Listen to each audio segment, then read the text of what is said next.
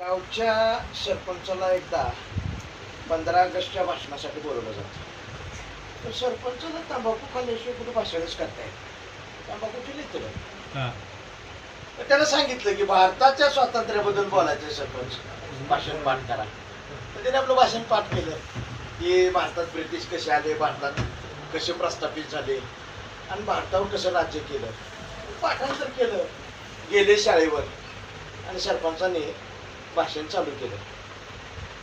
अध्यक्ष, गुरुजन वर्ग, मुख्याध्यापक, विद्यार्थी मित्रांनो, भारताचा इतिहास तसा लय पुरातन. या भारत देशात पहिलं नागरिक सुखा समाधानानं राहत होत. पण या भारत देशामध्ये हे ब्रिटिश सरकार व्यापारी म्हणून टिपी टिपी टिपी टिपी टिपी टिपी प्रस्थापित झाले. आणि भारतात येऊन या इंग्रजांनी भारतातला कच्चा माल एकत्रित केला आणि एकत्रित केलेला कच्चा माल इंग्लंड मध्ये नेला आणि इंग्रजांनी आपल्या देशात नेऊन या कच्च्या मालाचं रूपांतर पक्क्या मालात. मोठा इतिहास. आता ह्यो पक्का झालेला माल इकायचा कुठं? या भारतात. आणि भारतात इंग्रज आले, पक्का माल घेऊन आले आणि जिथं तिथं वसाहती स्थापन केलं, दुकानं मांडली, आवचा भाव लावला, याकाचं डबल केलं. आणि ज्या भारतीय नागरिकांनी त्यांच्या दुकानाला वसाहतीला विरोध केला त्याला उचलला, जेलमध्ये टाकला. भारताच्या नागरिकांनी इंग्रज ह्या चोळामोळ चळवळी चालू झाल्या. इंग्रजाकडे शस्त्र पुरवठा होताच. धाड गोळ्या झाल्या. नागरिक खलास, पांगलं.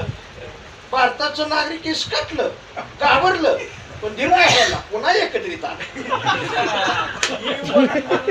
आणि एकत्रित येऊन या भारतीय नागरिकांनी क्रांतिकारी संघटना स्थापन केल्या.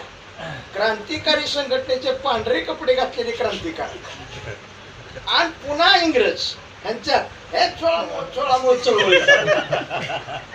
पुन्हा इंग्रजांनी शस्त्र पुरवठा करला, धाड गोळ्या झाल्या, 2-4 क्रांतिकारक शहीद झाले. पण धीर नाही सोडला. शेवटी विक्टोरियाला विचार करावा लागला. तिनं आपलं विमान भारतात आणलं आणि भारताला स्वातंत्र्य देण्याबद्दल चर्चा चालू केली. निवडक सभासद एका सभागृहात घेतले. इकडून प्रश्न, तिकडून उत्तर, इकडून प्रश्न, तिकडून उत्तर. तासभर चर्चा चालली. इंग्रजांनी स्वातंत्र्य डिक्लेअर केलं, पण जाता जाता गान केली. पाकिस्तान वेगळा केला.